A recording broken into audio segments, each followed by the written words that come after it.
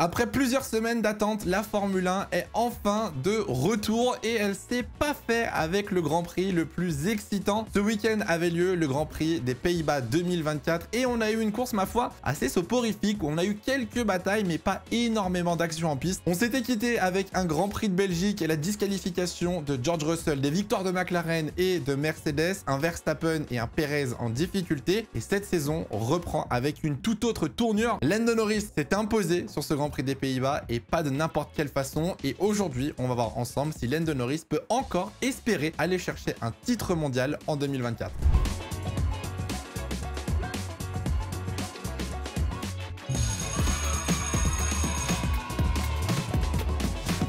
Bon, qui dit rentrée des classes dit conseil de classe. Ça se passe pas du tout comme ça à l'école. Et on va commencer avec Mercedes. Mercedes, pour moi, mérite un avertissement. J'ai été ultra déçu du résultat des deux Mercedes ce week-end. On s'était quitté avec un doublé en Belgique avant la disqualification de George Russell. On avait eu 3 victoires sur les 4 dernières courses. On s'attendait à ce que Mercedes continue sur cette lancée. On arrive en practice et Mercedes semble être dans le rythme de McLaren, devant Red Bull encore une fois. Et le week-end va commencer un petit peu à dérailler en qualification. Lewis Hamilton se fait éliminer en Q2, 12e, puis va prendre 3 places de pénalité pour avoir gêné Sergio Perez. Pour moi, la pénalité est pas si déconnante, voilà, je le dis. Alors on se dit, bon, il reste au moins George Russell pour assurer peut-être un podium en partant 4e, et le rythme de Russell était catastrophique, méconnaissable sur le dimanche. George Russell s'est effondré, a perdu des positions, s'est fait undercut par Charles Leclerc, puis au fur et à mesure a perdu énormément de terrain jusqu'à carrément perdre 2 positions à la fin de la course avec un arrêt probablement inutile. Alors de son côté, Hamilton a quand même fait une belle remontée en remontant de la 14e position à la 8e place. C'est pas n'importe quoi, mais du coup, Mercedes perd encore quelques points au classement constructeur. Et personnellement, je m'attendais à mieux, donc je suis un petit peu déçu. Deuxième cas du conseil de classe, et lui, je m'attendais pas forcément à l'avoir, c'est Sergio Perez. Alors, on va y aller doucement, mais j'encourage. Voilà, encouragement pour Sergio Perez qui fait une rentrée pas si catastrophique. On est loin du rythme de Max Verstappen, on est loin des résultats encore de Max Verstappen, mais c'est mieux que ce qu'on avait avant la pause estivale.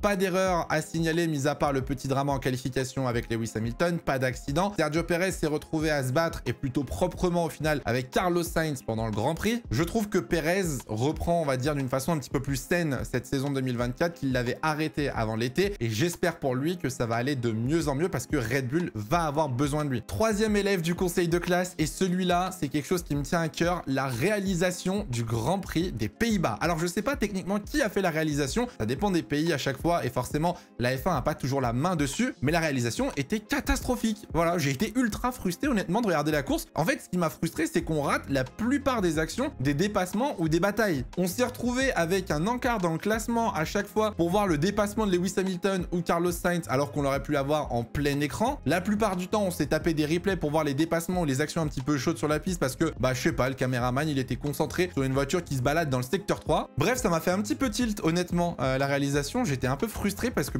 on n'a pas eu beaucoup d'actions, et si en plus la réal, du coup, rate la moitié de ce qui se passe, en tant que viewer, en tant que spectateur, c'est ultra frustrant, et clairement, ça dessert totalement l'action en piste et la réputation du Grand Prix des Pays-Bas.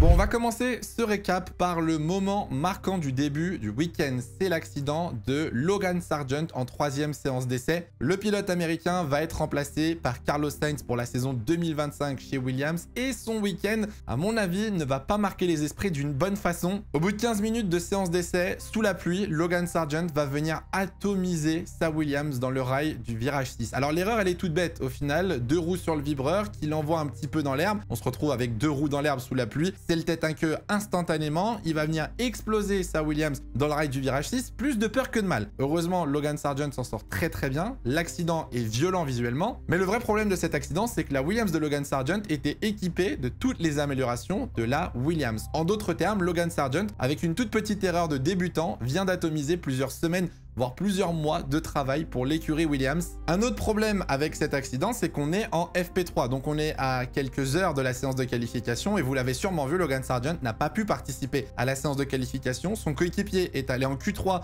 mais s'est fait disqualifier. on se retrouve avec les deux Williams au fond de la grille. Et puis bah du coup, la course en partant du fond, forcément, est très compliquée. Logan Sargeant termine 16e du Grand Prix des Pays-Bas. Moi, ce que je voudrais souligner, c'est les réactions et les potentiels changements que cet accident risque d'engendrer. James Wolfe, le team principal de Williams, a été très clair. C'est peut-être l'accident de trop. C'est l'accident qui poussera peut-être Williams à remplacer Logan Sargeant durant la saison 2024. Dès le samedi, James Wolfe s'est rendu chez Mercedes pour rencontrer Toto Wolff et voir si Mercedes pouvait prêter Mick Schumacher pour la fin de saison à Williams pour pouvoir remplacer Logan Sargeant. Le lendemain, dimanche, cette fois-ci, c'est direction chez Red Bull avec Christian Horner pour voir si Liam Lawson lui aussi pourrait remplacer Logan Sargeant le plus rapidement possible aux côtés de Alex Albon. Alors, je mentionne pas forcément Antonelli en plus qui vient d'avoir 18 ans et qui pourrait saisir cette opportunité pour se faire un petit peu d'expérience avant de rouler l'année prochaine en 2025 chez Mercedes. Bon, pour l'instant, rien d'officiel, même si on sait que James Wolfe ne s'en cache pas. Personnellement, j'attendrai un petit peu avant de remplacer Logan Sargeant parce que là, on est dans un back-to-back Zandvoort-Monza, il va rester Singapour et Bakou. J'attendrai la petite pause d'un mois qu'il va y avoir entre septembre et octobre pour bien préparer si jamais remplacement il doit y avoir. Et puis pour Logan Sargeant, bah je suis en mode waouh, le pauvre. Ça va être compliqué de terminer la saison, il se fait remplacer par Sainz, on sait qu'il est un petit peu mal vu par l'écurie Williams. Là, clairement, publiquement, on essaye de le remplacer en courte saison.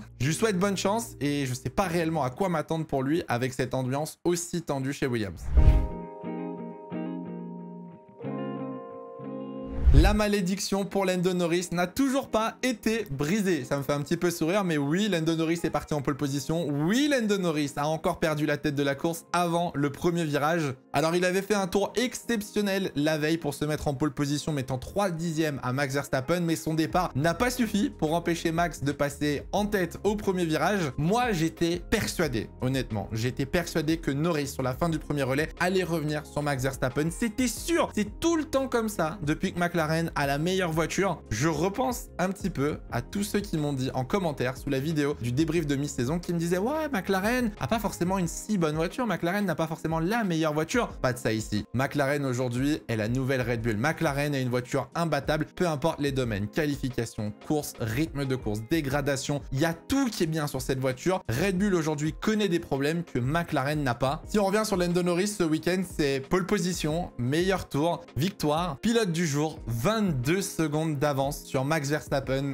à domicile. C'est une performance exceptionnelle. Au classement pilote, aujourd'hui, il est beaucoup plus proche. Il s'est rapproché à 70 points du leader du championnat, Max Verstappen. Il a désormais 33 points d'avance sur Charles Leclerc, qui lui est 3e. On sent que Lando Norris se décroche du reste du field au niveau du classement pilote. Alors la question, c'est est-ce que Lando Norris peut encore espérer remporter le titre en 2024? Oui, mais c'est compliqué, vous allez voir. Si Lando Norris veut remporter le titre face à Max Verstappen, cette année, Lando Norris doit s'imposer sur les 9 prochaines courses jusqu'à la fin de la saison, en prenant 9 fois le meilleur tour et en gagnant toutes les courses sprint qui restent sur cette fin de saison. Ça, c'est dans l'optique où Max Verstappen termine à chaque fois deuxième. Bien évidemment, Verstappen ne va pas finir à chaque fois deuxième. Des accidents peuvent arriver, des pannes mécaniques peuvent arriver. Mais Verstappen peut aussi gagner des courses, ça peut arriver. Mais honnêtement, à 70 points, on est à moins de 3 victoires. Il suffirait d'une erreur de Red Bull, il suffirait d'une mauvaise course ou un mauvais résultat pour totalement relancer le championnat. Et vu la McLaren actuellement, je trouve pas ça si déconnant. Norris met un vrai pressing à Max Verstappen et je pense que ça peut aller très loin dans cette saison et que ça peut se jouer dans les dernières courses. Pour ce qui concerne le Grand Prix des Pays-Bas, je sais pas vous, mais moi, j'ai retrouvé en Lando Norris une sorte de Max Verstappen. Alors c'est très bizarre dit comme ça et c'est pas respectueux peut-être pour Lando Norris, mais gestion de course parfaite, une intelligence de course, des dépassements propres, une gestion du trafic, gestion des pneus, un calme à la radio, c'était une course totalement maîtrisée. Là vraiment, je pense que Lando Norris a réalisé un exemple type du week-end parfait pour McLaren. J'attends de voir ce que ça va donner ce week-end à Monza et à Bakou au Mexique sur des circuits où les lignes droites sont beaucoup plus importantes et où McLaren aura peut-être un petit peu plus de difficultés avec la vitesse de pointe. Néanmoins, à Zandvoort, McLaren avait un énorme avantage sur les réaccélérations, sur la motricité. Le tour de qualification de Max Verstappen face à Lando Norris le montre très très bien. Max Verstappen avait énormément de mal pendant la course, lui, à avoir du grip sur l'avant de sa voiture. Il se plaignait énormément du manque de grip et du fait que la voiture ne tourne pas. Lando Norris, en qualification, lui a mis une pilule sur toutes les sorties de virage et ça pourrait aussi être un avantage sur les circuits où on a des virages lents. Donc Monza, Bakou, tous les circuits où au final on a des grandes lignes droites. Dites-moi dans les commentaires si vous pensez que McLaren va dominer cette fin de saison et jusqu'à où Lando Norris peut aller dans cette saison 2024. Est-ce que Norris va remporter le titre cette saison? J'ai hâte de voir ce que vous en pensez. Ah là là là là, Ferrari. Le miracle s'est produit. Bon, c'est les mots de Charles Leclerc en tout cas et je trouve que ça correspond très bien au résultat des deux Ferrari. Après s'être pris une seconde en qualification par Lando Norris, sacré claque. Honnêtement, sur un circuit de 70 secondes, Charles Leclerc a réalisé pour moi la meilleure course possible au vu du matériel qu'il avait. Il a réalisé une très bonne première partie de course en restant blotti dans le DRS de Oscar Piastri. Il a réussi à tenir, à tenter des dépassements, le mettre en difficulté. Puis très bonne stratégie de la part de Ferrari aussi qui tente l'undercut et qui réussit à passer sur George Russell en difficulté. Piastri lui de son côté a eu une stratégie un peu décalée où il s'arrêtait un petit peu plus tard. Fin de course avec des pneus plus frais pour Oscar Piastri, mais Leclerc a très bien défendu et a tenu le rythme de Oscar Piastri pour terminer devant lui. Moi, ce que j'ai retenu sur la fin de la course, alors certes, Norris et Verstappen étaient peut-être en gestion et roulaient un petit peu moins vite, mais c'est que Leclerc était dans les mêmes dixièmes que les deux leaders, ce qui était totalement inattendu aux Pays-Bas au vu de la performance de la Ferrari. De son côté, Carlos Sainz a eu un problème de boîte de vitesse en FP2, puis le drapeau rouge en FP3 qui l'a empêché de rouler, éliminé du coup en Q2, il partait 10e et il a réalisé lui aussi une très bonne course avec un très bon rythme, des bons dépassements pour terminer au final 5e du Grand Prix des Pays-Bas. D'après les simulations de Ferrari, Charles Leclerc n'aurait pas dû terminer mieux que 5 voire 6e, Carlos Sainz n'aurait pas dû faire mieux que 7 ou 8e et au final on se retrouve avec les deux Ferrari dans le top 5 mais surtout les deux Ferrari devant les Mercedes. Si on regarde le classement constructeur avec ce résultat, et bah Ferrari reprend de l'avance sur Mercedes, 94 points d'avance sur la marque allemande, 34 points de retard sur McLaren, 64 points de retard sur Red Bull. Je sais pas vous, je pose ça là, avec les améliorations qui arrivent, avec les grands prix qui devraient un petit peu mieux marcher pour la Ferrari, je pense que Ferrari peut terminer devant Red Bull au classement constructeur. Je serais pas surpris de voir Red Bull 3e, vous me dites dans les commentaires ce que vous en pensez, mais moi, pose ça là. Pierre Gasly, la France, Gasly, oui. Pierre Gasly termine enfin dans le top 10 après 3 courses un petit peu compliquées avec 2 abandons, un résultat un petit peu plus difficile à Spa-Francorchamps. Gasly retrouve les points et même réalise un week-end encore une fois exceptionnel. Pour moi, c'est un résultat entre guillemets digne d'Alpine, le meilleur des autres. Alpine ne pouvait pas réellement faire mieux en battant déjà les Aston Martin, mais surtout en dominant le midfield. Petite parenthèse, mais d'ailleurs on a appris ce week-end qui sera le coéquipier de Pierre Gasly, Jack Doohan, pilote australien qui a terminé 3e en Formule 2 sur la saison 2023, pilote de l'académie Alpine. C'est un choix logique au final. Il a déjà effectué des FP1, a déjà effectué beaucoup de roulage au volant des Formule 1 d'Alpine et actuellement, c'est le meilleur choix possible. Ça me fait mal de le dire, mais oui, je pense qu'il y a encore quelques mois, Alpine aurait pu choisir un plus gros calibre, aurait pu avoir un pilote avec un petit peu plus d'expérience, mais là, au vu des pilotes qui restent, je pense qu'il n'y avait pas réellement meilleur choix. Pour revenir sur Gasly, aux Pays-Bas, on est un an après son podium, son dernier podium avec Alpine à Zandvoort. Je trouve qu'il a fait une course parfaite. Alors déjà, le départ, double dépassement sur les Aston Martin par l'extérieur au virage, un très beau dépassement. Puis par la suite, il a très bien géré les attaques de Fernando Alonso avant de le déposer et de prendre de l'avance. Bon, il s'est fait rattraper par Carlos Sainz qui avait un bien meilleur rythme là-dessus, il n'y a pas de souci. Mais ensuite, les défenses sur Lewis Hamilton étaient très propres. Certes, Hamilton en pneus soft usé, ça reste de très belles batailles, ça reste une très belle gestion de course. En plus de ça, il était sur une stratégie décalée, il s'est arrêté beaucoup plus tard que tout le monde et il est revenu avec un très bon rythme, des dépassements assez spectaculaires, hein. Le quadruple dépassement sur Magnussen perd 4 places en une ligne droite, le pauvre. Double dépassement sur les Aston, c'était très très joli. Résultat, Gasly termine 9e et complète le top 10 avec Fernando Alonso devant les deux Aston. Et ce qui est marrant, c'est qu'Aston passait son temps depuis le début de la saison à regarder l'écart qu'il y avait devant avec les top teams. Là, après la course, Alonso a passé son temps à regarder l'écart qu'il y avait avec ceux de derrière. Ça devient un petit peu inquiétant pour Aston Martin, mais on aura l'occasion d'en reparler plus tard. Tout ce qu'on retient, c'est les points et la bonne performance de Pierre Gasly.